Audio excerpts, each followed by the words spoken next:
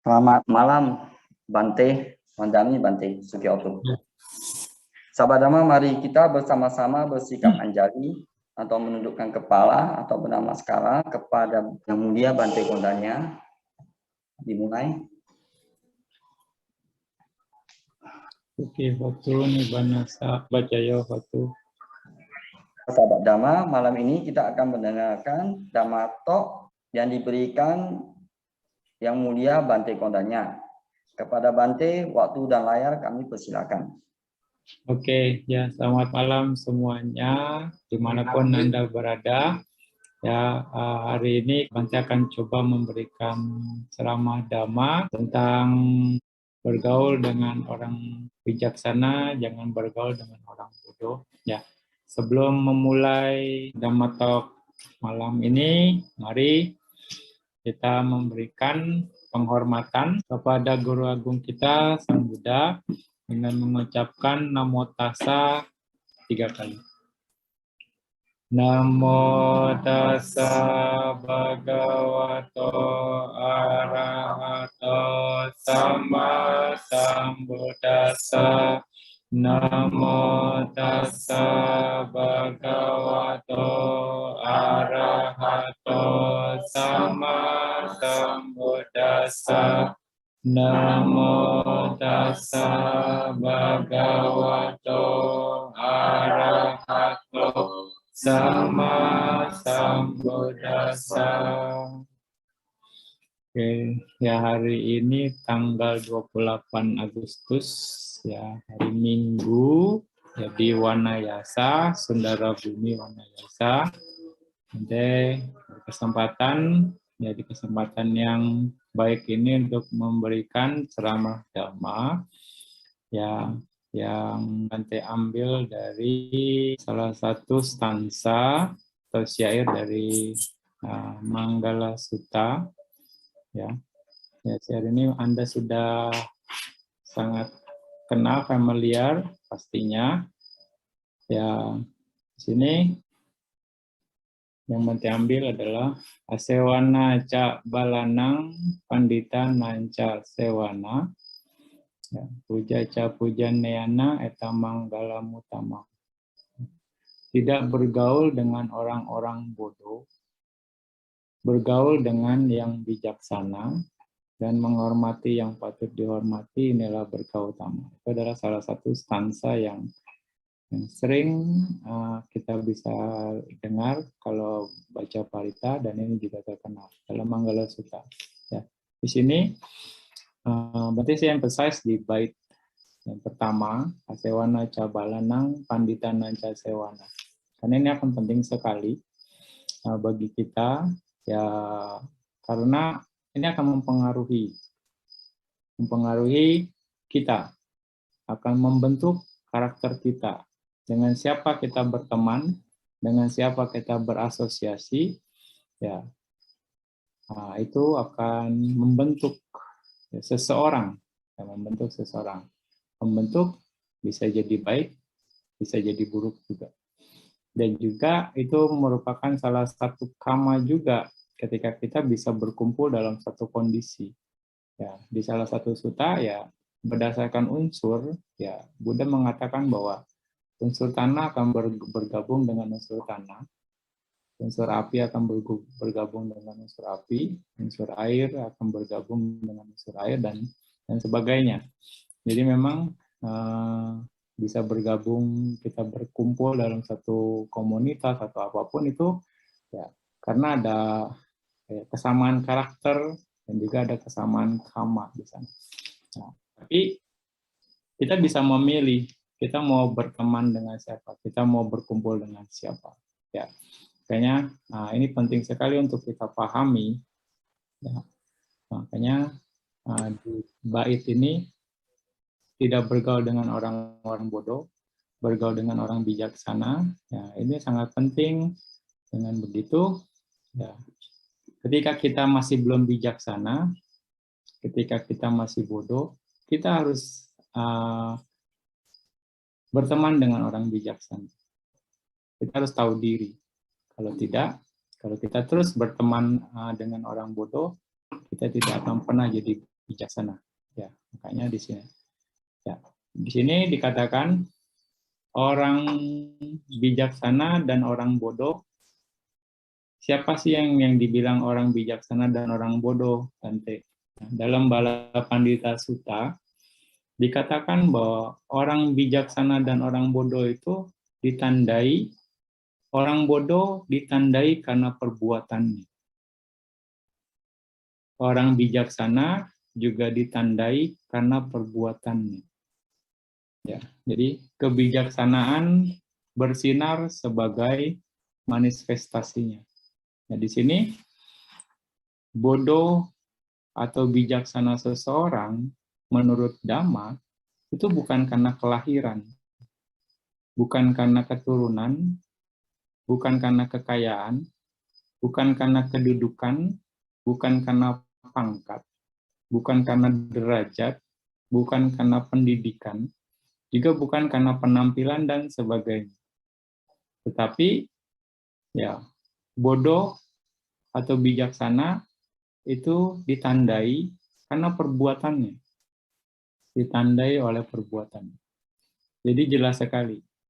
Jadi walaupun seseorang yang misalnya pangkatnya tinggi, kalau dia perbuatannya tercela, dia orang bodoh.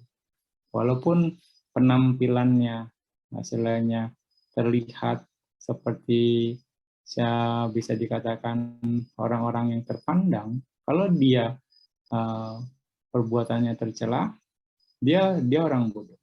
Walaupun misalnya penampilannya lusuh, penampilannya kusam, tapi dia melakukan perbuatan yang bermanfaat, perbuatan baik, dia bijaksana. Ya, seperti itu. Nah, itu dari Dhamma, sudut pandang Dhamma. Jadi sekali lagi, bodoh dan bijaksana bukan karena kelahiran, bukan karena keturunan, bukan karena kekayaan, kedudukan, pangkat, derajat, pendidikan, atau penampilan, dan sebagainya. Tapi bodoh dan bijaksana itu karena perbuatan. Ya, karena perbuatan.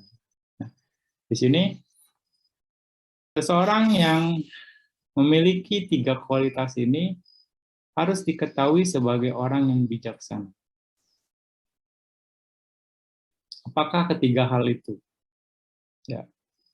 Perbuatan jasmani yang benar, ucapan yang benar, dan pikiran yang benar. Ketika seseorang melakukan ini, kita harus menandai dia sebagai orang bijaksana. Lalu, orang bijaksana akan berpikir baik, berucap baik, dan berbuat atau bertingkah laku baik. Itu orang bijaksana. Dan juga perbuatan jasmani, ucapan, pikiran yang tidak disalahkan.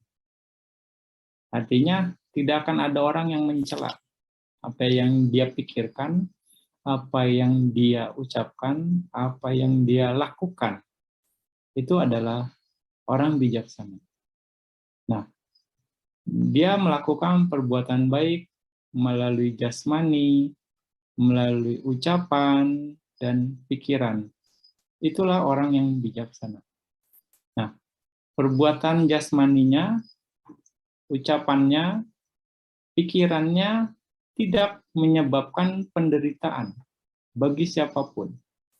Itu adalah orang bijaksana. Ya. Jadi Anda harus paham ini. Ya.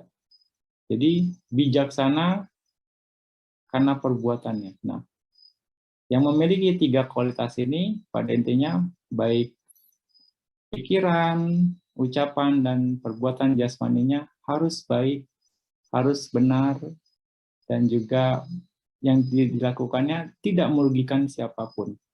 Ya, itu adalah orang bijaksana. Siapapun yang melakukan kebaikan ini, kita harus melabeli mereka, kita harus melabeli atau menandai dia sebagai orang yang bijaksana.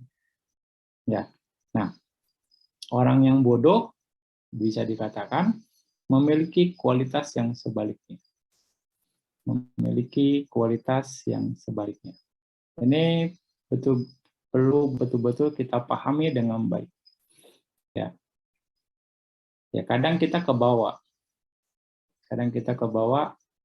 Ya, ketika ada orang yang melakukan kesalahan, kita tiba-tiba menjudge dia dengan emosi misalnya. Oh, dia begini. Nah, jadi saat itu kita kebawa-bawa bodoh. Ya, kita salah menilai karena tidak suka, akhirnya kita jadi bodoh juga. Makanya ketika kita bisa lebih terkendali, ketika orang bodoh, ya kita jangan ikut-ikut jadi bodoh. Ya, jadi betul-betul positive thinking, betul-betul yang dibilang Yoniso Manasikara harus kita perkuat. Jangan sampai kita terjebak. Ya, kita merasa sudah tahu banyak, akhirnya kita menilai salah orang karena kita nggak suka. Akhirnya kita pun dilabeli sebagai orang yang bodoh. Karena apa? Karena kelalaian kita, karena ketidaksadaran kita, karena pikiran kita yang tidak terampil untuk menentukan mana yang baik, mana yang buruk, mana yang bodoh, mana yang bijak. Ini adalah Dhamma. Ini adalah standarnya Dhamma.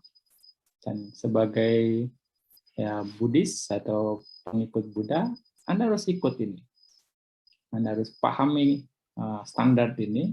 Kalau memang Anda sebagai memiliki keyakinan terhadap Buddha, Dhamma, dan Sangha. Nah, artinya kualitas kebaikan melalui pikiran, ucapan, dan perbuatan, ya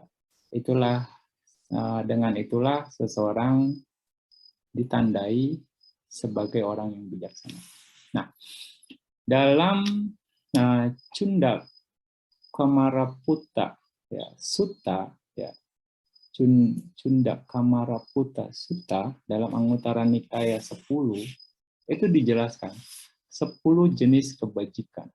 Ya, artinya di sini dari 10 jenis kebajikan itu dibagi menjadi 3 grup besar, yaitu kemurnian melalui jasmani, kemurnian melalui ucapan, dan kemurnian melalui pikiran. Nah, inilah berhubungan dengan kebajikan, dan siapapun yang melakukan ini, dia pun bisa dikatakan sebagai orang yang bijaksana. Di sini, kemurnian melalui jasmani. Seorang yang bijaksana, murni jasmaninya, artinya tindakan jasmaninya. Bagaimana bisa dikatakan murni atau baik dalam tindakan jasmaninya? Dia meninggalkan penghancuran kehidupan atau panatipata. Dia tidak melakukan panatipata. Dia meninggalkan mengambil apapun yang tidak diberikan. Jadi dia tidak melakukan adinadana. Dia meninggalkan hubungan seks yang tidak pantas atau tidak sesuai. Kamesu micacara. Ya, dia tidak melakukan kamesu micacara. Nah, dengan begitu bisa dikatakan seseorang murni melalui jasmaninya. Ya. Nah, siapapun yang melakukan ini, komit terhadap ini, dia bisa dikatakan sebagai orang yang bijaksana. Lalu kemurnian melalui ucapan. Kemurnian melalui ucapan, seseorang meninggalkan perkataan yang salah, tidak benar, musawada, berbohong. Ya. Seseorang meninggalkan pembicaraan yang memecah belah, pisunawaca. Seseorang meninggalkan perkataan kasar, rusawaca. Ya. Seseorang meninggalkan omong kosong, sampapalapa. Nah, ini adalah kemurnian melalui ucapan. Ketika seseorang mengingat ini, melakukan ini, ya melalui ucapan yang murni, dia bisa ditandai sebagai orang yang bijaksana. Lalu yang ketiga, kemurnian melalui pikiran. Kemurnian melalui pikiran, yang pertama, tidak menginginkan kekayaan dan barang-barang orang lain. Anabija. Ya. Berniat baik dan pikirannya bebas dari kebencian. Abhyapada. Memegang pandangan benar dan memiliki perspektif yang benar. Samaditi. Siapapun yang melakukan ini, artinya pikirannya murni. Nah, pada saat itu dia ditandai sebagai orang yang bijaksana. Nah, itu syarat-syarat atau standarnya Dhamma. Anda harus mengerti ini. Ya, jadi sekali lagi bukan karena penampilan, bukan karena kedudukan atau kelahiran, tapi karena perbuatan-perbuatan inilah yang murni, baik secara jasmani, ucapan ataupun pikiran seseorang dibilang orang yang bijaksana, seseorang dibilang orang yang baik. Ya. Jadi kita harus fair. Siapapun yang melakukan ini, kita harus menilai mereka sebagai orang yang bijaksana. Ya. Ini standarnya Dhamma. Ya. Nah, untuk istilahnya orang-orang yang bodoh, ya balikannya. Mereka akan melakukan 10 jenis akusala. Ya, artinya akan melakukan ketidakmurnian melalui pikiran, ucapan, dan badan jasmani. Ya, itu. Jadi, bahkan seorang narapidana sekalipun, ketika dia sedang menjalani hukuman, dan dia melakukan kebaikan, kita harus bicara bahwa narapidana tersebut adalah orang bijaksana. Dan dia harus terkena hukuman, konsekuensi dihukum karena perbuatan yang sebelumnya. Ketika dia melakukan perbuatan tersebut, dia orang bodoh. Tapi ketika dia dalam masa menjalani hukuman dan dia sedang dibina dalam jalannya tahanan itu sendiri, dan dia melakukan banyak kebajikan, saat itu dia orang bijaksana. Jadi sekali lagi, karena perbuatan, bukan karena status sosial. Kita harus fair di sini. Ya, makanya kita kan bisa lihat, kita bisa jadi bodoh dan bijaksana setiap saat. Begitupun juga orang. Bisa jadi bodoh dan bijaksana setiap saat. Kita harus mengerti. Ini apalagi putujana. Ya. Jadi kita harus mengerti ini, dan sekali lagi, kalau Guru Bante selalu bilang, kita harus bisa memaafkan orang lain. Ya, kita harus bisa membuka pintu maaf terhadap siapapun yang melakukan kesalahan terhadap kita. Karena seperti dia yang jadi bodoh, kita pun bisa jadi bodoh. Baik melalui pikiran, ucapan, dan juga perbuatan jasmani. Ya. Jadi ketika dia melakukan kesalahan, ya dia bodoh. Tapi ketika sudah melalui itu dan dia menyadari kesalahannya dan dia mau berubah lebih baik, kasih kesempatan, dan saat itu dia sudah berubah menjadi bijaksana. Ya, nah di sini nanti perjelas lagi bahwa kemurnian melalui jasmani ada 3 jenis, yaitu yang pertama meninggalkan penghancuran kehidupan atau panatipata. Jadi menghindar dari penghancuran kehidupan, tongkat dan senjata dikesampingkan, berhati-hati dan penyayang, berpikir dengan penuh belas kasih terhadap semua makhluk. Nah, seperti itu. Jadi itu syarat atau bisa dikatakan hal-hal yang harus dilakukan untuk mendukung panatipata itu sendiri. Menghindar, meninggalkan penghancuran kehidupan atau tidak melakukan panatipata. Ya, jadi dengan kata apapun tidak boleh menyakiti makhluk lain. Dan harus berhati-hati dan penyayang, berpikir dengan penuh belas kasih terhadap semua makhluk. Jadi semuanya sinkron. Lalu meninggalkan, mengambil apapun yang tidak diberikan. Adina dana. Ya, jadi menghindar dari mengambil yang tidak diberikan. milik siapapun, bahkan bisa dikatakan walaupun itu mungkin ya bisa dikatakan tusuk gigi, sesuatu yang tidak bernilai. Kalau itu bukan barang kita, tidak diberikan ke kita, kita tidak boleh mengambil tanpa izin. Ya, karena itu barang milik orang lain. Walaupun terkesan sepele, walaupun itu barang tidak bernilai, tapi etikanya, tapi komitmennya kita. Ya, seperti para biku, ketika ada makanan yang tidak diberikan, para biku tidak akan pernah mau sentuh. Kalau biku yang respect terhadap vinaya.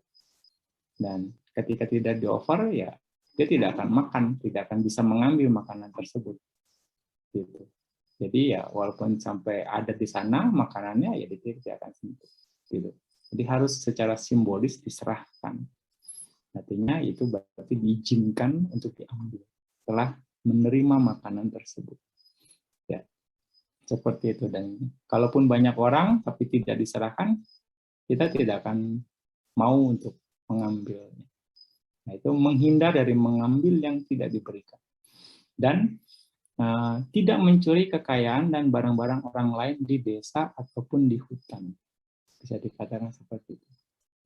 Jadi di desa atau di hutan, nah di sini bisa dikatakan walaupun di hutan, walaupun itu barang orang lain, nggak ada orang yang melihat, kalau kita komit untuk tidak mencuri, ya kita tidak akan melakukannya. Ya walaupun mungkin bisa dibilang orang, wah nggak ada yang lihat, sikat aja deh, gitu kan biasanya kan. Nah, bisa dibilang biar saya sama Tuhan aja yang tahu deh. Nah, walaupun di tempat tersembunyi, nah, tapi kalau kita komit, ya kita tidak akan melakukan. Nah, kita komit terhadap ya pelaksanaan sila ini. Supaya apa? Kita murni secara jasmaninya. Dengan begitu, Anda tidak akan melakukan kejahatan. Balik lagi, kalau Anda mengerti ini dan Anda mau melakukan komitmen ini, maka jasmani Anda, perbuatan Anda mulai jasmani menjadi murni. Ini akan sangat baik untuk Anda. Lalu, yang ketiga, meninggalkan hubungan seks yang tidak pantas atau tidak sesuai. Kamesu micacara. Ini menghindar dari seks yang tidak pantas atau tidak sesuai dan tidak melakukan hubungan seks dengan wanita yang dilindungi oleh ayah, ibu, ayah dan ibu, kakak laki-laki, kakak perempuan, kerabat atau sanak keluarga atau dama itu sendiri. Lalu yang memiliki suami, yang sedang menjalani hukuman, yang sudah berpasangan atau bertunangan. Nah, jadi tidak boleh melakukan hubungan seksual dengan wanita yang dilindungi. Jadi balik lagi, tidak ada hasilnya free sex bisa dibilang. Buddhis tidak mengenal, ya karena akibatnya ada konsekuensi yang akan dilakukan. Nah, ketika seseorang menjaga ini, tidak melakukan hubungan seksual dengan orang-orang yang dilindungi, dia memurnikan perbuatan melalui jasmani. Artinya kemurnian melalui jasmani. Ya, itu 3 poin ya. Seseorang murni melalui jasmani. Ya. Ulang, meninggalkan penghancuran kehidupan, panatipata, dengan alasan apapun. Ya, dengan alasan apapun. Lalu meninggalkan mengambil apapun yang tidak diberikan, adinadana, dan meninggalkan hubungan seks yang tidak pantas, yang tidak sesuai, kamesu micacara. Lalu berikutnya, kemurnian melalui ucapan. Ada 4 jenis. Kemurnian melalui ucapan. Meninggalkan perkataan yang salah, tidak benar, atau berbohong, musawada. Menghindar dari berkata salah, tidak benar. Nah, contohnya di sini dibilang dipanggil menjadi saksi dalam persidangan atau pertemuan atau di hadapan sanak keluarga, kelompok kerja atau pengadilan. Katakan apa yang Anda ketahui. Ketika tidak tahu, Anda bilang tidak tahu. Ketika dia tahu, dia bilang tahu. Ketika tidak lihat, dia bilang tidak lihat. Ketika dia lihat, dia bilang lihat.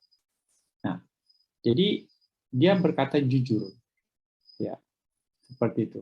Tidak tahu, ya dia bilang tidak tahu. Dia tahu, ya dia bilang tahu. Dia tidak lihat, ya dia bilang tidak lihat. Dia lihat, ya dia akan bilang lihat. Ya, kalau sekarang mungkin orang karena kepepet, dia tahu, nggak tahu, ya kan? Lihat ini, nggak lihat, seperti itu. Karena kepepet, karena untuk kepentingannya sendiri. Nah, di sini, nah, jadi harus meninggalkan musyawadah. Ini kemurnian melalui ucapan. Mungkin juga karena kesal, bisa aja tahu jadi nggak tahu. Nah, nah itu. Ya, karena tadinya ya kesal, tapi akhirnya dasarnya kesal, akhirnya berbohong. Banyak seperti itu. Nah, untuk apalagi kebanyakan orang berbohong karena hanya hal sepele atau mungkin hal yang rendah, ingin mendapatkan banyak. Itu berhubungan dengan kesenangan indera. Banyak orang melakukan seperti itu. Hanya karena hal sepele, untuk memenuhi kesenangan indera, untuk memenuhi keserakahannya, dia berbohong. Rendah sekali orang-orang seperti itu. Ya, jadi kita harus jujur. Katakan apa yang Anda ketahui. Tahu, tidak tahu, bilang tidak tahu. Tahu, Anda bilang tahu. Tidak lihat, Anda bilang tidak lihat. Lihat, Anda bilang lihat. Jujur apa adanya. Ya. Nah, itu adalah meninggalkan perkataan yang salah, tidak benar atau musyawarah. Nah, juga tidak dengan sadar berkata tidak benar untuk kepentingan diri sendiri, untuk kepentingan orang lain, dan juga untuk kepentingan duniawi yang sepele saja yang tadi Bante bahas. Misalnya, dia mau makan banyak, ada bakso, diumpetin dulu tuh baksonya di bawah nasinya gitu. Terus yang lain bilang, loh tadi baksonya banyak, kok sekarang tinggal sedikit, siapa yang ngambil? Nggak tahu. Dia mau makan bakso banyak misalnya gitu kan. Dia bilang tapi nggak tahu, tapi abis itu dia makan. Aduh, nah ini artinya untuk kepentingan duniawi yang sepele saja dia harus berbohong. Untuk kepentingan diri dia sendiri, untuk kepentingan orang lain. Itu contoh saja ya. Nah, dan banyak contoh-contoh yang lain, case-case yang lain. Misalnya saja yaitu karena sesuatu hal. Makanya seperti itu. Jadi tidak dengan sadar berkata tidak benar. Ya, jadi Anda harus melatih ini. Dengan begitu Anda murni melalui ucapan. Ketika Anda murni melalui ucapan, ya, Anda harus ditandai, dibilang sebagai orang yang bijaksana. Ya. Lalu berikutnya meninggalkan pembicaraan yang memecah belah, pisuna waca. Mendengar sesuatu di sini tidak membicarakan lagi dimanapun dengan maksud untuk memecah belah. Gitu. Jadi ada niat untuk memecah belah, untuk biar jadi musuhan, gitu ada niatnya. Biar dia berantem deh satu sama lain, saya dengar ini saya ceritain ke sana, jadi dia adu domba, ya seperti itu. Nah itu meninggalkan pembicaraan yang memecah belah, dan dia adalah yang menyatukan mereka yang terpecah, penggagas persatuan yang menikmati kedamaian.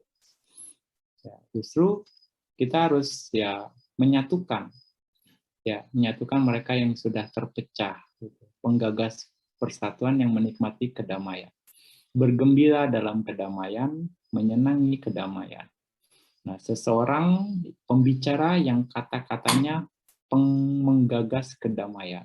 Nah, itu dibilang meninggalkan pembicaraan yang memecah belah atau pisuna waca. Jangan udah ini dikompor-komporin gitu ya. Yaudah, memang dia mau begitu.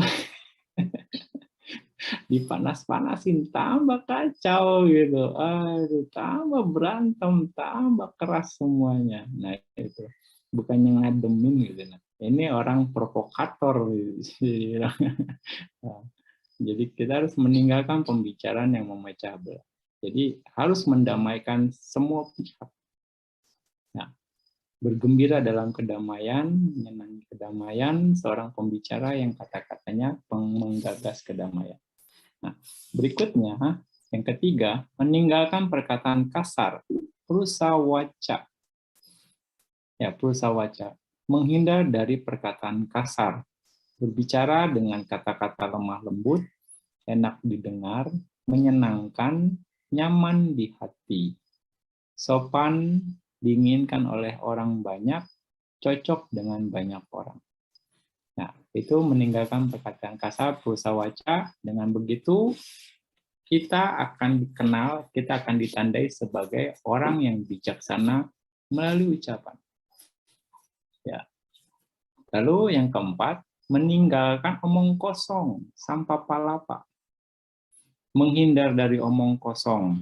Nah, menghindar dari omong kosong ini berbicara di saat yang tepat, berbicara kebenaran, berbicara yang bermanfaat, berbicara tentang dhamma dan kemoralan.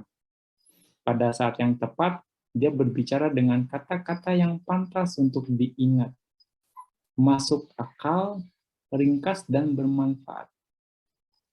Seperti itu. Ya. Jadi, meninggalkan omong kosong sampah palapa. Nah, jadi, dengan begitu seseorang akan menjadi bijaksana. Bukan dalam artian, oh, itu dia tadi berantem begini karena ini, jadi kepoin orang ya. Nah, itu omong kosong ya. Dengan begitu Anda nggak murni secara ucapan. Jadi dengan meninggalkan omong kosong, ya berbicara di saat yang tepat, berbicara kebenaran, berbicara yang mantap, berbicara yang bermanfaat, Anda dikatakan sebagai orang bijaksana. Anda dikatakan sebagai orang bijaksana. Ya, bicara juga yang pantas untuk diingat, masuk akal, dan bermanfaat. Ya, kita harus mengarah ke sana. Kita harus melatih ke sana. Itu adalah 4 jenis kemurnian melalui ucapan.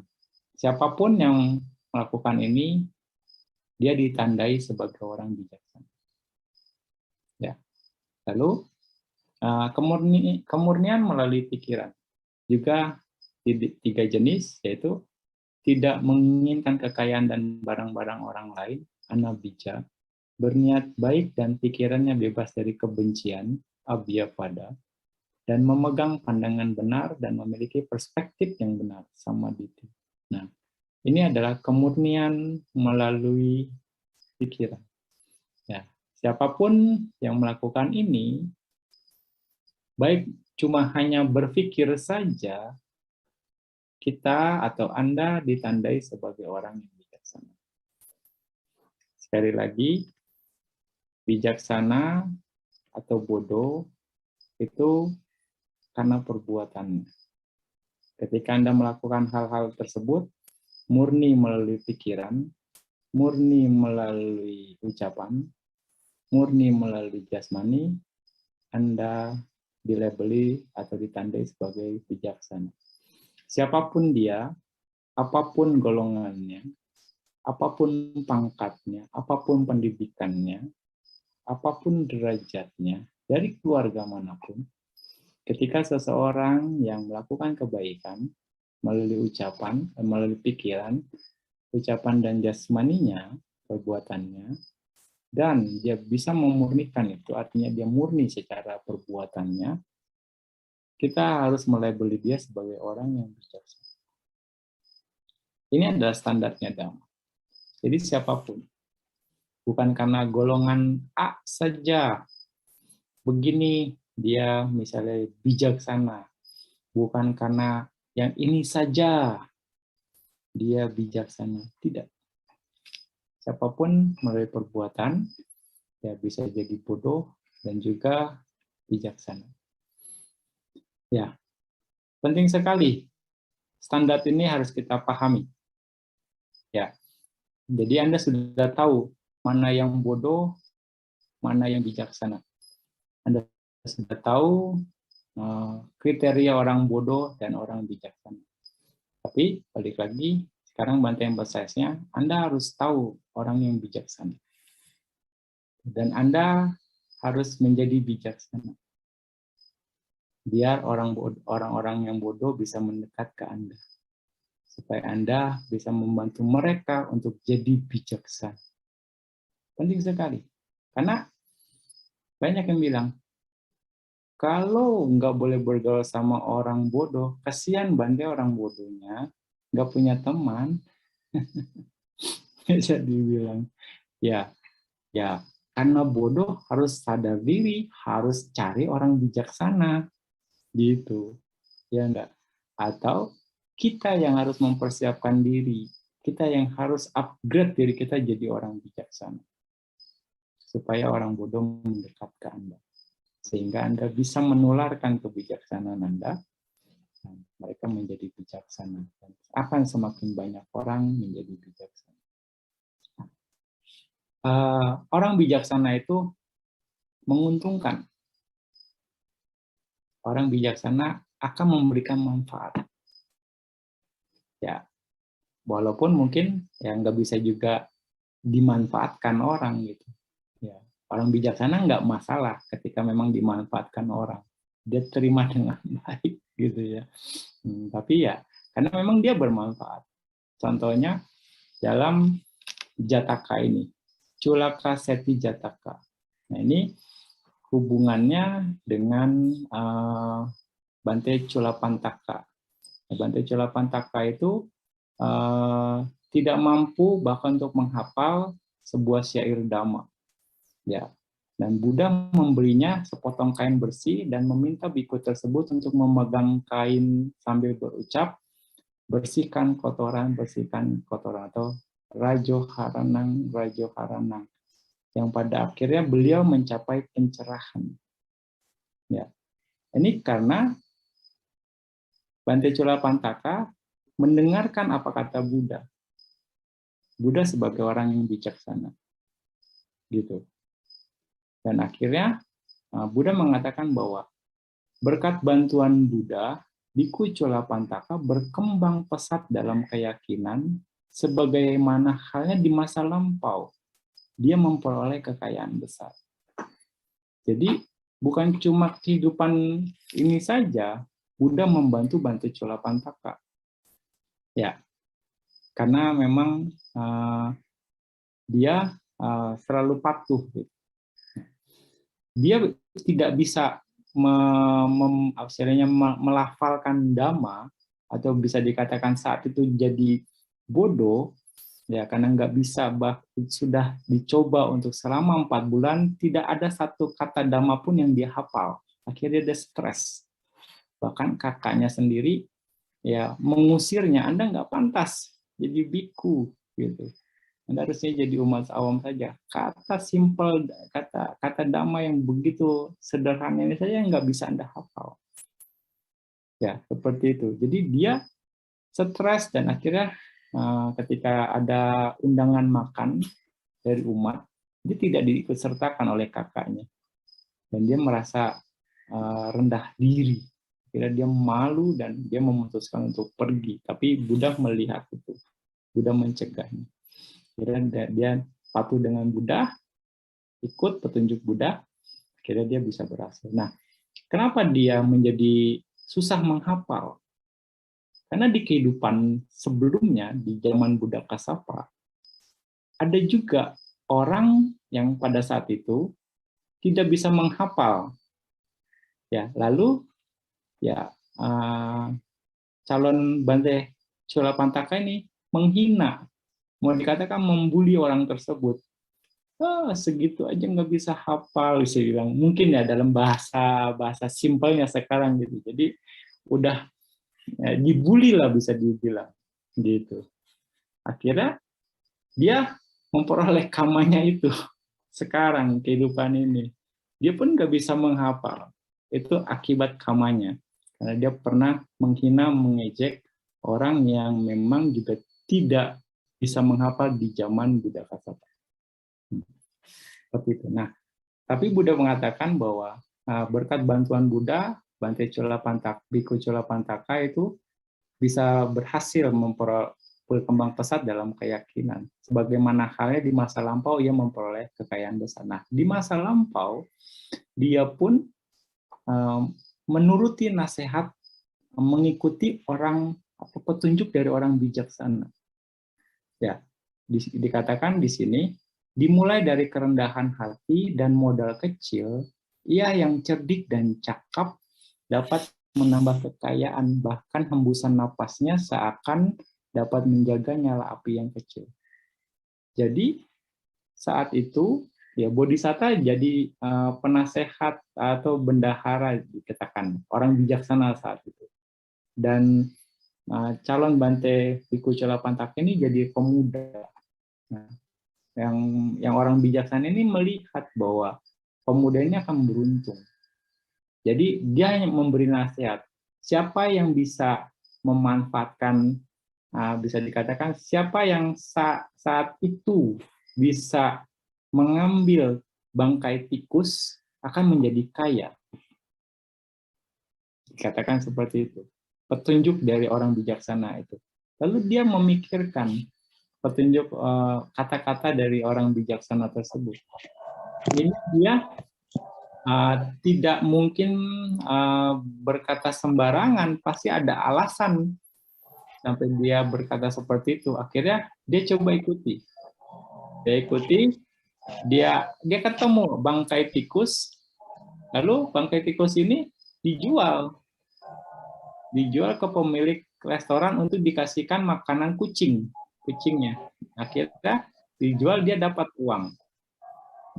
Dapat uangnya, lalu uangnya ini hasil jual bangkai tikus, dia berikan gula, lalu gulanya ini diaduk, dijadikan air manis gitu, air gula. Nah, ketika ada pedagang bunga yang mampir, dia berikan air gula itu ke mereka. Nah, sebagai imbalannya, pedagang itu memberikan genggam bunga ke dia. Dan banyak pedagang yang karena kecapean, karena kehausan, melakukan hal yang sama. Jadi barter. Dia menyediakan air gula, lalu si pedagang bunga ini memberikan bunganya sebagai barter. Gitu. Lalu dia akhirnya dia jadi banyak dapat bunga. Dapat banyak bunga, bunganya dijual akhirnya. Ada yang membeli bunganya, akhirnya dia dapat uang lagi. Jadi dari hasil barter air gula dan bunga, akhirnya dia bisa mendapatkan uang yang lebih lagi karena bunga yang terkumpul itu. Lalu di kondisi yang lain, dia membantu membersihkan taman di istana, ya, membersihkan pohon-pohon dan yang lainnya gitu. Nah, lalu dia disuruh tapi dengan syarat, saya nggak perlu dibayar, tapi hasil dari pohon dan batang ranting ini milik saya, gitu. Nah, akhirnya ya karena dia mau seperti itu, dia bersihkan, dikumpulin, akhirnya itu bermanfaat lagi, dia jual lagi. Jadi seperti itu, terus sampai akhirnya dia bisa dapat peluang terus, sampai akhirnya bisa menyediakan angkutan kapal untuk kuda. Sampai akhirnya dia dapat total ini selama 4 bulan sekitar 200.000 keping dari hanya modalnya bangkai tikus saja gitu. Istilahnya. Ya, dari hanya bangkai, akhirnya dia bisa dapat kira-kira 200.000 keping. Wah. Nah, akhirnya dia sebagai rasa terima kasih kepada orang bijaksana tersebut, dia mau membagi sebagian hasil yang dia dapat. Dia ingat, dia mau balas budi. Jadi katakan. Akhirnya dia datang. Lalu Dia cerita, saya mau memberikan ini untuk Anda. Karena petunjuk Anda, saya berhasil. Dia ceritakan perjalanan hidup dia selama 4 bulan ini. Nah, orang bijaksana ini pintar. Ini mau dikatakan, ini pemuda pandai. Nggak boleh disia-siakan dia. Artinya, nggak boleh sampai lepas. Akhirnya orang bijaksana ini mengawinkan dia sama putrinya. Nah, mengawinkan dia sama putrinya gitu. Akhirnya karena dia melihat ini orang pandai banget, hokinya gede mau dibilang. Jadi nggak boleh sampai kelewat. Nanti nggak boleh tangkap orang, saya harus tangkap dulu. Ya, akhirnya dia udah dikawinkan, dinikahkan sama putri. Ya, dinikahkan sama putrinya dan putrinya ya sudah akhirnya setelah menikah dan yang orang bijaksana ini meninggal, pemuda ini menggantikan kedudukan dia sebagai bendahara di kota tersebut. Nah, seperti itu. Nah, jadi ya mendengarkan petunjuk dari orang bijaksana sangat beruntung. Jadi pesan moralnya di sini mendengarkan dan mengikuti arahan dari orang bijak akan membawa keberuntungan. Nah, orang yang bijaksana saat itu adalah Buddha. Dan pemuda tersebut adalah ya Biku Culapantaka itu. Ya. Jadi ada hubungannya di sini. Ya. Selalu berhubungan itu. Nah, jadi Anda pun harus ketika Anda bertemu dengan orang bijak, Anda harus mendengarkan dengan baik. Ya. Kata-kata orang bijak tersebut. Ya. Oke. Lalu ini pun berlaku dalam Kita Diri Sutta ataupun juga dalam Cangki Sutta dikatakan bahwa pencapaian pengetahuan spiritual tahapannya adalah ketika seseorang memiliki sada atau keyakinan, ya seseorang akan berkunjung atau mendatangi guru. Dia mendekatinya, mendengarkannya, mendengarkan dhammanya atau ajarannya. Dia mengingatnya, dia menembus, dia mengerti, dia memahami arti atau makna dari ajaran tersebut. Dia menyetujui, dia sepakat melalui perenungan tersebut. Keinginannya muncul, kemauan melakukannya muncul. Merenungkannya, dia berusaha dengan tekun, akhirnya dia merealisasi dengan tubuhnya sendiri kebenaran terhakiki setelah menembusnya dengan pengamatannya. Jadi prosesnya karena mendengarkan dan melakukannya gitu. Mendengarkan orang bijaksana. Nah, untuk bisa mendengarkan orang bijaksana atau patuh terhadap orang yang bijaksana ini ya harus punya sada, keyakinan. Nah, ciri orang yang punya sada, dia akan berkunjung atau mendatangi guru dan mendekatinya dan mendengarkannya. Artinya ya banyak bertanya seperti itu, mendekati dan mendengarkannya. Itu ciri-ciri orang yang punya sada. Nah, Dhamma mengajarkan ini. Ya. Orang berkunjung ya. Jadi ketika seorang memiliki sada keyakinan, seseorang akan berkunjung, mendatangi guru, dia mendekatinya, mendengarkannya. Nah, banyak orang ya ketika saya berkunjung, misalnya ke wihara ya udah cuma berkunjung saja.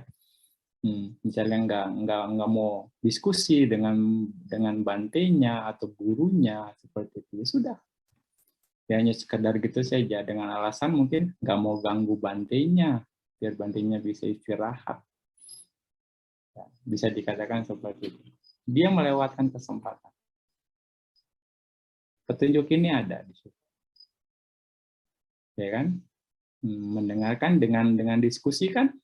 Nah, akhirnya dia mendekat dan akhirnya mendengarkan Dhamma, diskusi yang nggak tahu jadi tahu, yang nggak jelas jadi jelas, yang ragu jadi yakin. Seperti itu. Dia ingat lagi, dia oh iya mengerti, jadi dia menyetujui dan dia mau, oke saya akan lakukan. Ya, orang tipikal umat Indonesia nggak mau ganggu bantainya lah, bantainya mau istirahat. Ayo, ada yang senyum-senyum nih semuanya nih. Ya, sada penting sekali lagi. Sada penting. Keyakinan. Nah, dalam Sadama Sanggani atau kata dikatakan keyakinan menjadi aspirasi. Keyakinan menjadi aspirasi itu akan mengawali praktek kedermawanan, menjalankan sila, menjalankan praktek uposatha dan bermeditasi. Mulai dari sada. Kalau Anda nggak punya keyakinan, Anda akan nggak melakukan, Anda tidak akan mau melakukan kebaikan yang termasuk tidak mau mendengarkan, tidak mau nurut, tidak mau patuh. Ya tidak mau patuh, auban ya, keras kepala. Jadi bilang, nah itu karena sada. Nggak mau datang, nggak mau berkunjung, bisa dikatakan. Ya, kalau lihat dari suta ini ya, kita Giri Sutta dan juga Cangki Sutta. Buddha bahas itu juga di Cangki Sutta, di sutta yang lain. Dalam Majjhima Nikaya 95. Ya. Jadi kita akan tahu mana orang yang punya sada, mana yang tidak. Mana orang yang nurut, mana yang tidak. Berdasarkan Dhamma. Jelas sekali. Ya enggak? Oke. Nah, makanya beruntung kalau kita bertemu dengan orang bijaksana. Dengarkan dengan baik. Karena akan membawa keberuntungan. Makanya dalam Akita Jataka, Bodhisatta saat itu bertekad, semoga saya melihat dan mendengar dari orang bijaksana. Semoga ia tinggal bersama denganku. Semoga saya dapat berbicara dengan orang-orang bijak dan menyukai teman-temannya. Artinya teman-teman orang bijak. Karena orang bijak akan melakukan sesuatu dengan baik. Tidak ada beban yang tidak bisa dipikulnya. Perbuatannya baik. Ia tidak marah ketika mendengar orang berbicara baik. Tahu akan perbuatan benar. Inilah sebabnya saya berharap selalu ada orang bijak di sana. Bodhisatta saat itu bertekad, semoga saya melihat dan mendengar hanya dari orang bijak. Semoga ia tinggal bersama denganku, semoga saya dapat berbicara dengan orang bijak dan menyukai teman-teman. Anda pun perlu bertekad. Semoga saya hanya melihat dan mendengar dari orang bijak. Salah satu aspirasi. Ya. Karena ya balik lagi, banyak keuntungan yang kita dapat ketika kita bisa bergaul dengan orang bijaksana. Pasti peningkatan kualitas yang kita akan dapat. Dari melihat, dari mendengar, nah, kita akan dapat sesuatu. Seperti ya. Nah, kayaknya ya, bertekad untuk hanya bertemu dengan orang bijak. Ya. Nah, karena apa? Bermanfaat. Nah, kalau kita ketemu orang bodoh, aduh, bahaya dah. Repot kita dibikinnya. Iya, ini ada dalam cerita Jataka juga. Tandula Nali. Tandula Nali Jataka. Ya. Jadi, di sini cerita ini bisa dikatakan mendengar dari seseorang yang tidak bijaksana akan membawa kerugian, kebalikannya ya. Nah, jadi saat itu raja di Benares tamak, dia mau mengganti si penentu harga kerajaan yang pada masa itu adalah Bodhisatta dengan seorang penentu yang dungu. Jadi ada yang orang bertugas untuk menawar barang, menentukan harga gitu. Saat itu Bodhisatta, tapi rajanya tamak, serakah. Kalau dia menentukan harga seperti ini, bisa bangkrut nih kerajaan ini gitu, karena dia istilahnya nggak puas gitu, maunya semurah-murahnya tawar gitu bisa dibilang. Tapi enggak, Bodhisatta fair gitu. Saat itu barang bagus ya dihargai mahal, barang jelek ya dikasih harga yang sesuai, pantas, tapi raja nggak suka. Akhirnya diganti. Ya, seorang penentu yang dungu, yang menentukan nilai seisi benarnya setara dengan 1 takaran beras. Akhirnya dia ganti Bodhisatta dengan orang yang bodoh. Ya, orang bodoh ini asal-asalan untuk menentukan harga. Ya, pokoknya seenak udelnya dia aja dah. Bisa dibilang kasih harganya murah, raja senang. Nah, sampai akhirnya dikerjain tuh, ada satu pedagang kuda bawa 500 kuda, diharganya cuma 1 takaran beras doang gitu. Wah, ini gimana? Orang nggak bisa bantah karena dia punya power. Akhirnya ya sudah, akhirnya gimana nih caranya nih supaya menyelesaikan masalah ini. Akhirnya diskusi dengan Bodhisatta.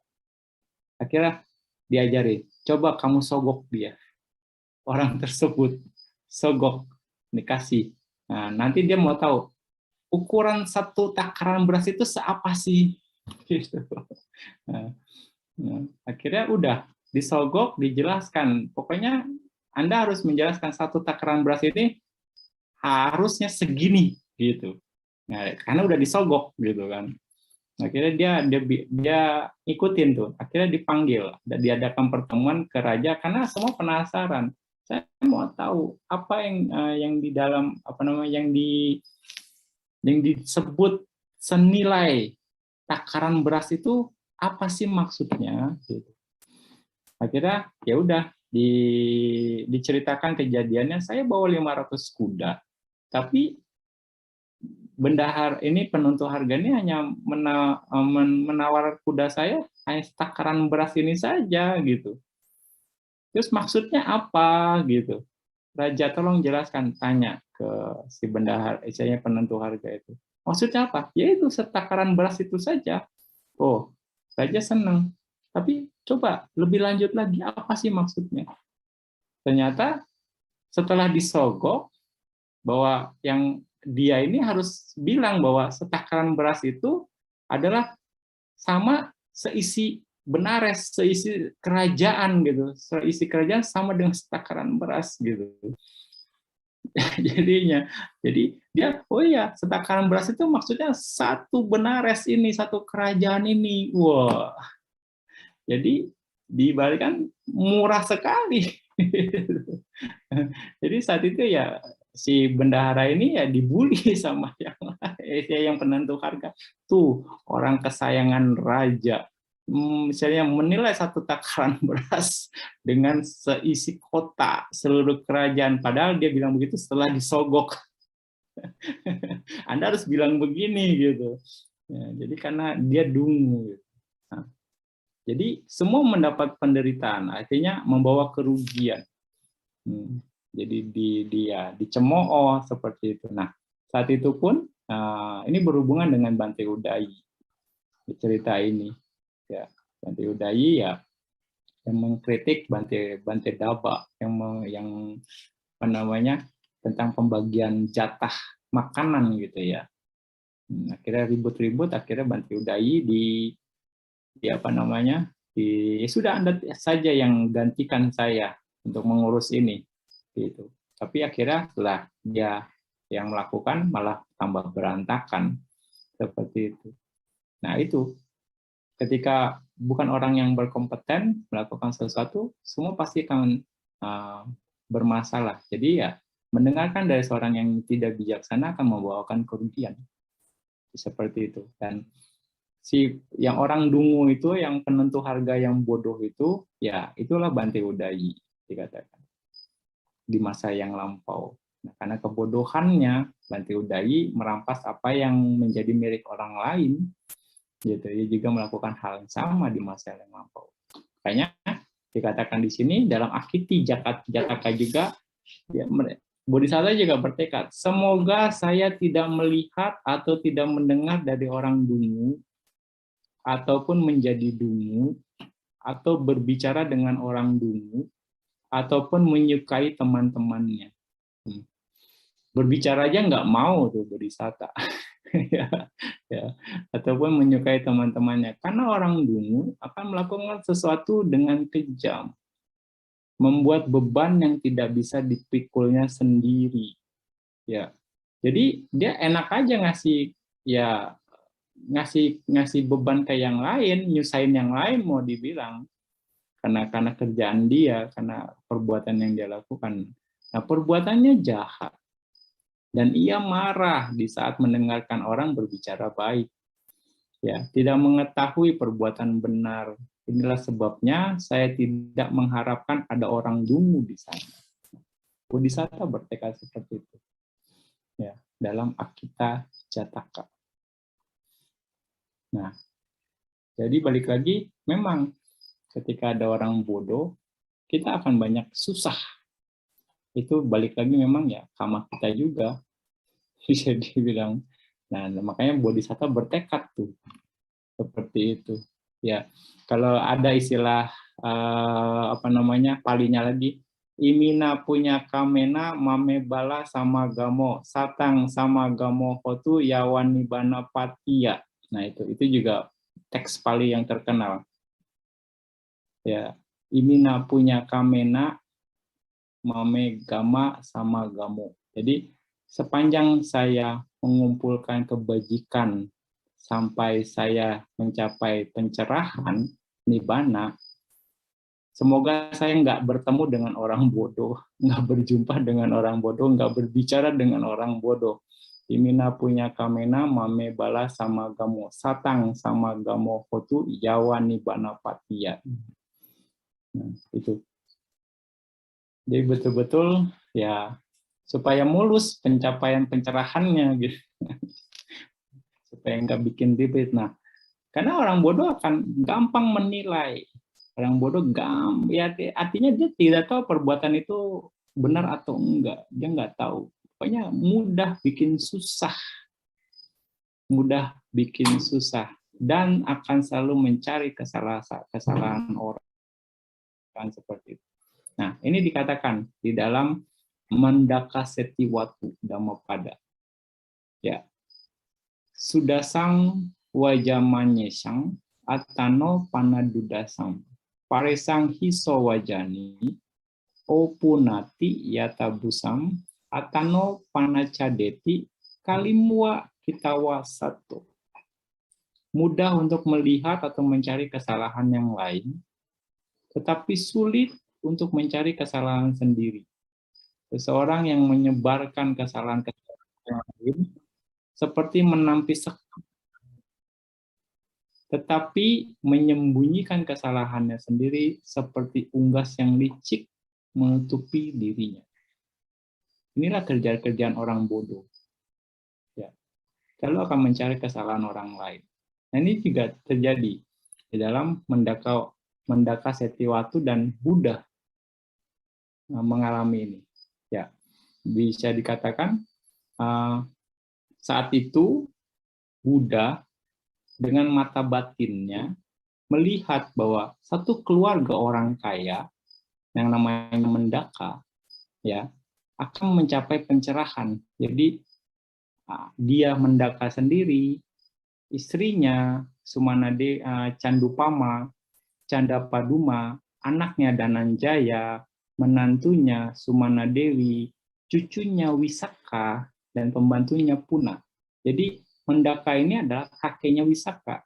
Buddha melihat bahwa mereka akan tercerahkan, akan mencapai tingkatan Sotapanna. Jadi Buddha pergi ke kota Badia.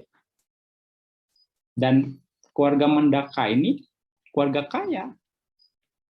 Gitu. Dan banyak petapa yang juga ya istilahnya mendapat sokongan dari Mendaka ini karena sangat kaya. Gitu. Akhirnya ada petapa yang lain menjelek-jelekan Buddha di hadapan mereka supaya menghalangi mereka ya tidak pergi mengunjungi Buddha, mungkin saja dijelek, Buddha sih hanya maunya sama misalnya sama orang kaya aja gitu. Ya, Buddha hanya cari pengikut aja gitu. Ya, karena memang kenyataannya pada saat itu banyak pengikut dari sekte lain kehilangan. Jadi beralih ke Buddha, malah support ke Buddha. Ya, ke Buddha dan Sangga yang dipimpin Buddha saat itu. Artinya mereka kehilangan pendapatan kalau mau dibilang pada zaman itu. Dan ketika Buddha, kemanapun Buddha pergi, Buddha akan menjadi daya tarik bagi orang-orang yang memang berbuat baik. Karena kualitasnya, karena kamanya. Ya, kira mungkin saja seperti itu. Ya. Buddha hanya mau mencari pengikut saja. Buddha hanya mau misalnya hanya mendekati orang-orang kaya saja supaya mendapat keuntungan.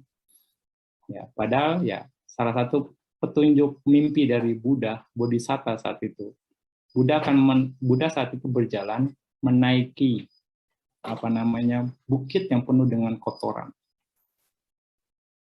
Nah, artinya, tapi tidak ternoda sama sekali. Artinya semua barang, semua yang harta yang diperolehnya, ya Buddha akan tinggalkan, dan Buddha tidak mengharapkan itu semua perolehan.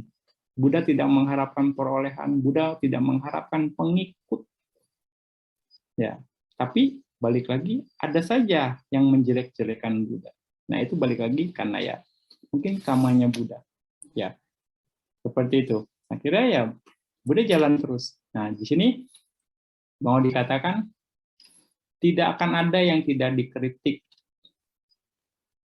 Banyak bicara dikritik. Sedikit bicara dikritik. Enggak bicara pun dikritik. Ya. Jadi Anda harus siap menghadapi kritikan orang ya. Itu Buddha mengatakan juga. Jadi jika dengan niat baik ya, seseorang melakukan sesuatu yang bermanfaat, jangan ragu dan takut. Terus melangkah dengan mantap dan penuh keyakinan. Ya. Jadi jangan nggak enak lah, gini entah takut beginilah, takut begitulah. Tidak ada yang tidak dikritik. Ya. Jadi ketika sekali lagi dengan niat baik seseorang melakukan sesuatu yang bermanfaat, jangan ragu dan jangan takut. Terus melangkah dengan mantap dan penuh keyakinan. Ini yang harus kita ingat. Belajar dari Buddha. Buddha murni. Ya, Buddha tidak mengharapkan perolehan. Buddha tidak mengharapkan pengikut. Tapi Buddha punya tujuan baik yang bermanfaat untuk orang tercerahkan. Dia melangkah terus. Ya, kita harus meniru apa yang Buddha lakukan. Bukan karena pengikut, bukan karena perolehan. Ya, misalnya seseorang misalnya bergerak atau melakukan sesuatu, maka ketulusan untuk kerja di sasana inilah ya kita harus mengarah ke sana. Nah, itu makanya balik lagi. Nah, dalam Dhammapada yang berikutnya 253, para wajan nupasisa nicang ujana sanyino asawa tasawa danti araso asawa kaya. Jadi seseorang yang selalu melihat atau mencari-cari kesalahan yang lain dan merendahkannya, menghinanya, maka kekotoran batinnya akan meningkat. Dia jauh dari pemadaman kekotoran batin. Ya, susah memang. Ya, makanya akan banyak kerugiannya. Tapi memang itulah karakter dari yang bodoh, bisa dikatakan. Kita nggak bisa menghindar, kita nggak bisa ini. Makanya rugi. Ya. Tapi kita terus saja bergerak kalau memang niatnya baik. Ya. Kalau memang niatnya baik, jangan ragu. Nah, cuma masalahnya orang bodoh nggak tahu ketika salah menilai. orang yang baik. Akibatnya luar biasa. Itulah, makanya jangan karena kebodohan kita, jangan karena ketidaktahuan kita, kita cepat menyimpulkan sesuatu. Sebelum kita betul-betul menilai itu secara objektif. Bukan subjektif ya, bukan karena saya suka atau tidak suka penilaian itu, tapi berdasarkan objektivitas, data yang jelas. Anda baru mengambil kesimpulan. Kalau tidak, Anda akan bermasalah. Kalau Anda orang suka, dia ngelakuin kesalahan saja, Anda akan, oh nggak apa-apa, itu bagus gitu. Kalau ada orang yang nggak suka, dia baik sekalipun, udah jelek aja dah, itu mah pura-pura, ya kan? Karena Anda nggak suka, ini like and dislike, ini subjektif, ini bermasalah,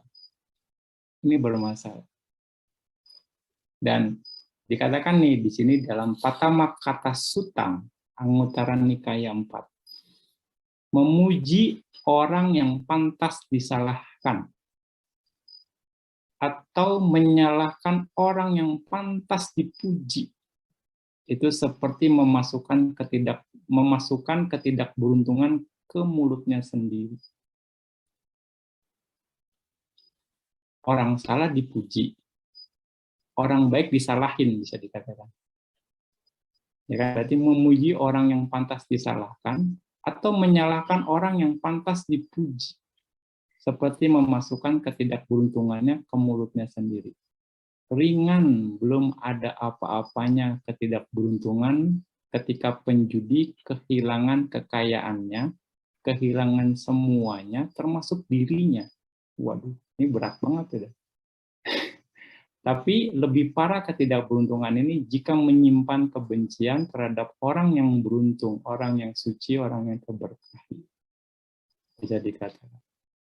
Nah, lanjutannya lagi, tanpa menyelidiki dan mengamati, seseorang memuji yang pantas dicela, mencela yang pantas dipuji, percaya terhadap hal-hal yang pantas dicurigai, curiga terhadap hal-hal yang pantas dipercayai. Orang bodoh tersebut membiarkan dirinya sendiri dalam keadaan celaka dan terluka. Pantas disalahkan dan menjadi alasan untuk dicela oleh yang bijaksana. Akan menghasilkan banyak ketidakbajikan. Itu dalam Patama Kata Sutang, Anguttara Nikaya 4. Makanya penting bagi kita untuk konfirmasi. Ketika mendapatkan sesuatu, jangan langsung telan bulat-bulat. Olah datanya, amati dengan baik, ya kan? Terus Anda cerna benar atau tidak, amati dan nilai secara objektif, bukan subjektif. Nilai bukan karena suka atau tidak suka, tapi karena perbuatan yang dilakukan saat itu. Ya, ini penting sekali. Karena kalau salah nilai orang baik, kita celaka.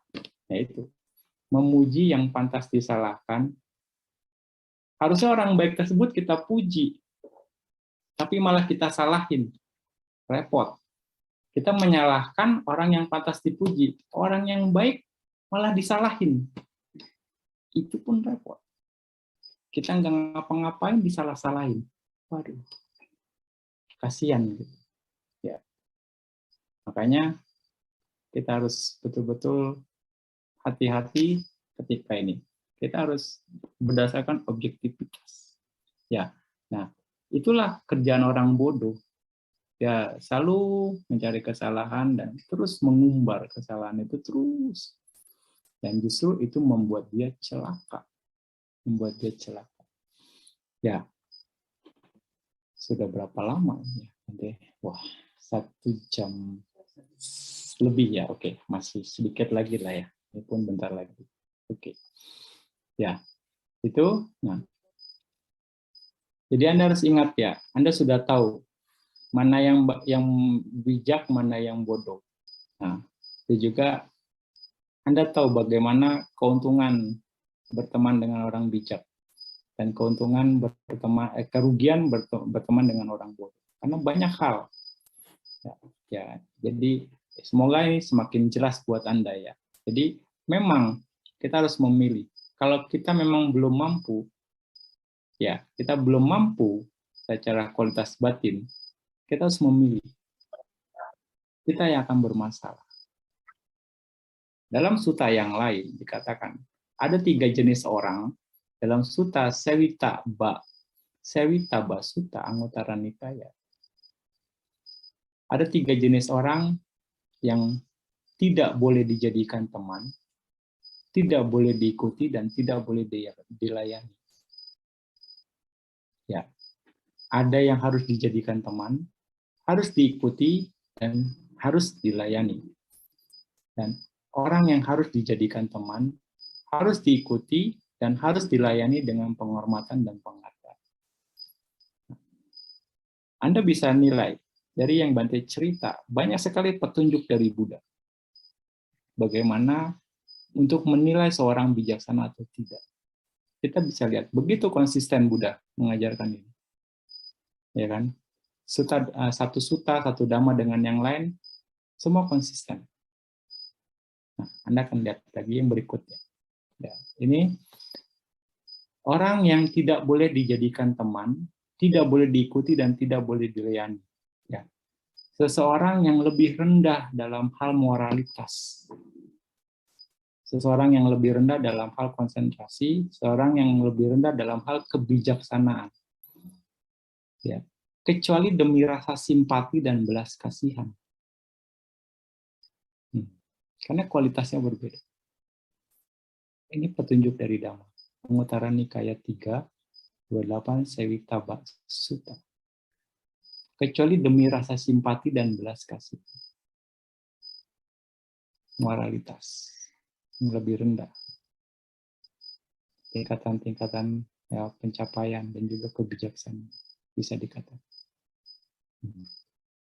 Tidak boleh dijadikan teman, tidak boleh diikuti, dan tidak boleh dilayani. Karena akan bermasalah. Mereka yang akan bermasalah. Bisa dikatakan.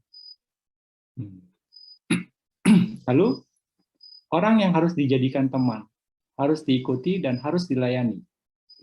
Seseorang yang serupa, setara, sama dalam hal moralitas, dalam hal konsentrasi, dalam hal kebijaksanaan. Ya, karena setara, kita akan berdiskusi dengan lancar dan merasa nyaman. Ya kan? Ada contoh, ya Bante ingat salah satu ketika Bante tinggal di Medan. Dia suka meditasi. Lalu ada saudaranya nggak suka meditasi. Saudaranya komplain. Ngapain dia bodoh duduk, dia ngamatin napas doang sejam. Aduh, orang gila, dia udah gitu ikut retret lagi 10 hari. Cuma duduk diam aja. Apalagi yang udah berbulan-bulan di sini. Dibilang bodoh kali gitu, ngapain gitu. Waduh, nah. Karena kan dia nggak ngerti, konsentrasinya berbeda. Nah, ya kan, karena nggak nyambung, makanya nggak nyaman gitu kan. Betul-betul dibilang, ya saudara aja dia bilang orang yang bodoh, kurang kerjaan, duduk diam. Itu padahal baru sejam doang dia ngerasain duduk meditasi. Belum ikut retret 10 hari. Bisa dibilang. Nah, itu contohnya gitu. Itu juga ngapain juga orang misal atas sila gitu kan. Ya, nggak perlu atas sila lah, nggak perlu terlalu fanatik lah gitu kan. Ya biasa saja sebagai umat awam, memang mau jadi apa sih? Ya bisa saja orang berpikir ya nikmati saja sebagai umat awam, jangan terlalu serius praktek dhamma gitu. Ada yang berpikir seperti itu. Dan bagi kita yang praktisi nggak akan nyambung dengan seperti itu. Ya, bisa dikatakan, mau dibilang, kita dilihat sebagai orang yang aneh. sana melakukan hal-hal yang di luar kebiasaan mereka, ya oke juga. Ya kita balikin lagi, kita melihat mereka sebagai orang yang aneh juga. Karena mereka nggak sesuai dengan kebiasaan kita. Jadi kita melihat dan sama-sama jadi orang aneh gitu ya. Ya, seperti itu. Ya nggak ada masalah gitu. Kita dilihat aneh, ya kita akan melihat mereka aneh gitu. Fair jadinya. Makanya ya ini harus yang moralitas yang sama, konsentrasi yang sama, kebijakan yang sama. Dengan begitu kita akan berdiskusi dengan lancar dan merasa nyaman. Betul nggak? Ya kan? Nah itulah. Dan orang yang harus dijadikan teman, harus diikuti dan harus dilayani dengan penghormatan dan penghargaan adalah seseorang yang lebih tinggi dalam moralitas, konsentrasi dan kebijaksanaan. Ya, ini yang harus diikuti dan dilayani dengan penghormatan dan penghargaan. Ini adalah petunjuk dari Buddha. Karena sekali lagi, karena dengan begitu Anda akan memenuhi moralitas Anda. Karena bagaimanapun dia lebih tinggi moralitasnya, lebih paham, konsentrasinya juga akan memenuhi dari sisi moralitas, akan memenuhi kebutuhan dari sisi konsentrasi, dan juga dari sisi kebijaksanaan yang belum terpenuhi, karena sudah berpengalaman.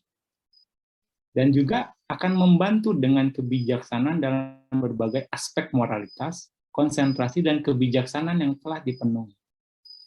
Akan ada sudut pandang yang baru, yang lebih dalam tentang praktek pelaksanaan dari moralitas itu sendiri, praktek dari pelaksanaan dari konsentrasi itu sendiri, praktek dan pelaksanaan dari kebijaksanaan itu sendiri. Gitu. Akan dapat sudut pandang yang berbeda. Anda akan semakin jelas, oh iya, padahal Anda mungkin awalnya cuma begitu-gitu aja. Anda awalnya mungkin cuma ritual saja, mungkin cuma seremonial saja, mungkin cuma sekedar rutinitas saja. Tapi setelah dijelaskan, oh ya seperti itu ya, oh ya bisa seperti itu ya, oh ya begini ya. Nah, seperti itu. Ya. Dan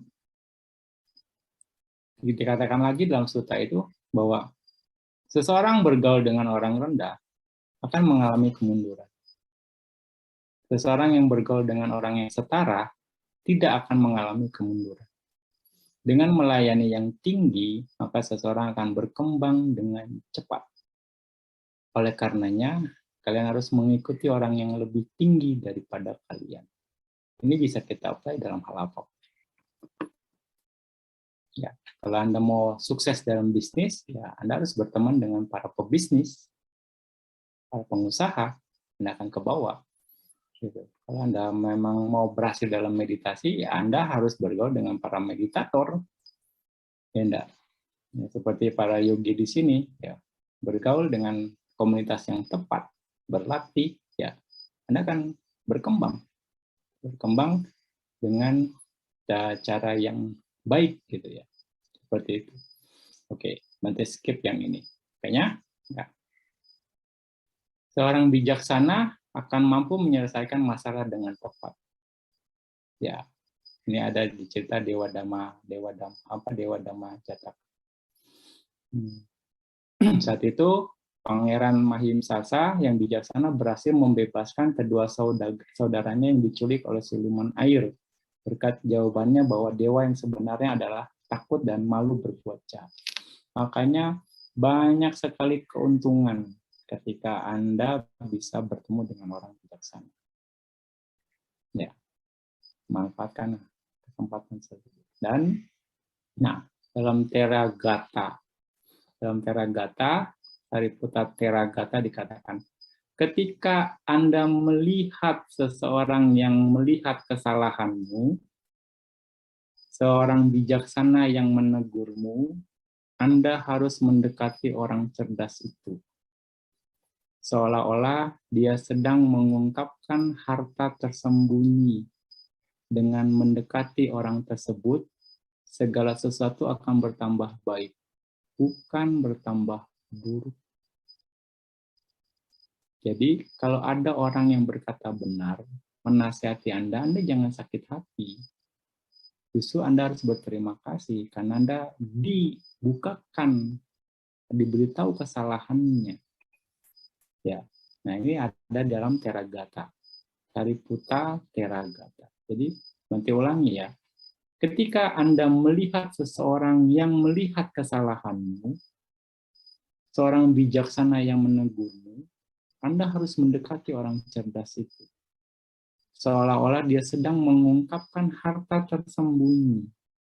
Dengan mendekati orang tersebut, segala sesuatu akan bertambah baik. Bukan. Jadi kita harus mau berbesar hati. Gitu. Kalau memang kita salah, ya salah. Dan apalagi kalau ada orang yang mau menasehati, gitu, mau menunjukkan kesalahan kita, wah itu luar biasa.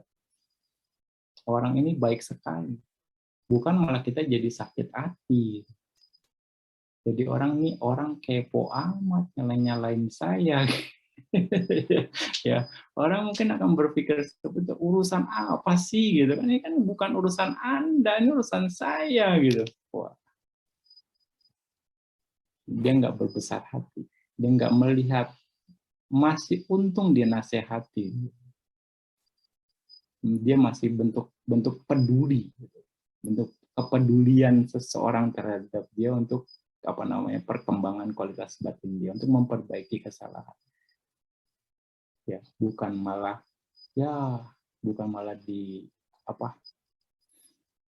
dibikin ya bukan urusan Anda, ini urusan saya gitu. Ya sudah, ya seperti itu. Ya. Jadi Anda harus ingat. Nah, dikatakan lagi di sini yang terakhir ya. Terakhir nih. Semoga Anda bisa bertemu dengan para bijaksana. Semoga Anda bisa ya bergaul dengan para bijaksana dan menjadikannya teman sehingga Anda bisa meningkat. Anda harus atau jadikan diri Anda menjadi bijaksana supaya Anda bisa bermanfaat bagi banyak orang, bagi banyak makhluk. Ya. Nah, dalam perkembangan itu, dalam masa-masa itu, pembentukan itu, nah, jika dalam Dhammapada 61 dikatakan, jika seseorang mencari teman, rekan, kawan, dan tidak menemui seseorang yang lebih baik atau sama dengannya, biarkan dia dengan tegas berjalan sendirian. Dengan begitu, tidak ada pertemanan dengan orang bodoh. Dalam perjalanan kita untuk menjadi bijaksana, dalam perjalanan kita ya untuk mencari orang bijaksana, kalau nggak ada teman, nggak ada rekan atau kawan yang lebih baik atau sama-sama kita harus jalan sendiri. Jangan ragu untuk jalan sendiri.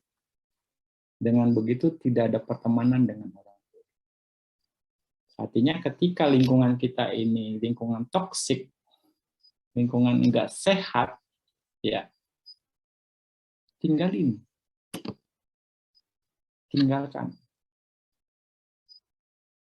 Ya, jalan sendiri, cari yang lingkungan yang sehat. Cari yang good vibe, getarannya bagus. Istilah zaman sekarang ya. Jangan yang toksik, jangan yang banyak mental illness-nya gitu. Ya. Jadi nggak ada masalah jalan sendiri. Sampai Anda akhirnya jadi bijaksana. Seperti itu. Nah, banyak sekali petunjuk Buddha. Makanya sekali lagi ya jangan bergaul dengan orang bodoh, bergaulah dengan para bijaksana. Tapi ketika kita tidak bertemu dengan teman yang bijaksana ataupun setara dengan kita, berjalanlah terus supaya Anda bisa menjadi bijaksana. Ya. Demikian ya ceramah atau Dhamma Talk dari Bante. Semoga ini bisa mencerahkan Anda, semoga bermanfaat untuk perjalanan hidup Anda, yang menginspirasi Anda untuk menjadi bijaksana, menginspirasi Anda bergaul dengan orang bijaksana, dan akhirnya karena Anda bijaksana, karena Anda bergaul dengan orang bijaksana, Anda menjadi bijaksana, dan akhirnya Anda bisa menolong banyak orang yang bodoh menjadi bijaksana. Dengan begitu, Anda akan bermanfaat. Dengan begitu, ya banyak orang bijaksana dan akan banyak kebahagiaan yang akan kita dapat. Semoga dengan apa yang telah Bante sampaikan bisa menginspirasi Anda untuk praktek Dhamma dengan baik. Dan dengan praktek Dhamma, Anda menjadi bijaksana. Dengan kebijaksanaan Anda, akhirnya Anda bisa melihat Dhamma sebagaimana adanya. Dengan melihat Dhamma sebagaimana adanya, semoga Anda membebaskan diri dari penderitaan saat ini juga.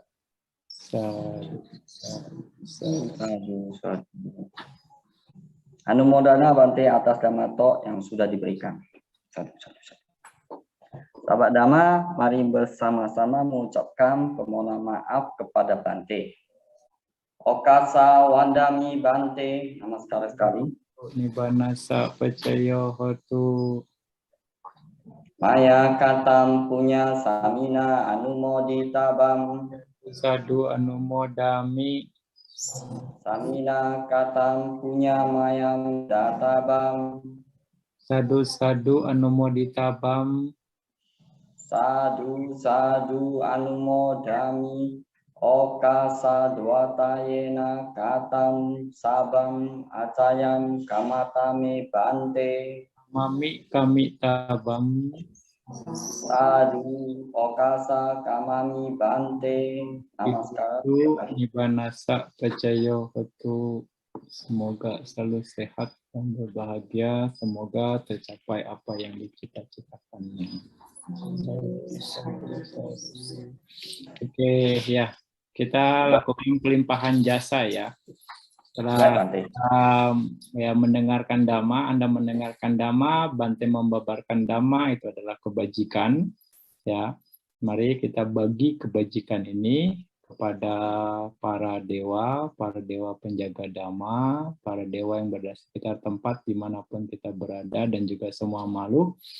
Semoga mereka semua ikut berbahagia dan mendapatkan manfaat yang sama seperti yang kita dapatkan, juga kita berikan kepada para leluhur sanak keluarga yang lain. Semoga mereka juga ikut berbahagia dan menikmati jasa-jasa kebajikan ini dan mendapatkan manfaat yang sama seperti yang kita dapatkan. Semoga dengan jasa kebajikan yang telah kita lakukan sampai dengan saat ini menjadi kondisi untuk pencapaian Nibbana. Sadu. Oke, kita baca etawata ya. Etawata camehi sambatam punya sampadam sabe dewa numodantu sabe buta numodantu sabe sata numodantu sabba sampati siddhya idame nyatinang hotu sukita hontu nyatayo idame nyatinang hotu sukita hontu nyatayo idame nyatinang hotu sukita hontu nyatayo idame punyam asawakaya waham hotu idame punya nibbanasa pacayo hotu mama punya bagang sabasatanam bajemi te sabe me samampunya bagala bantu. Sadu.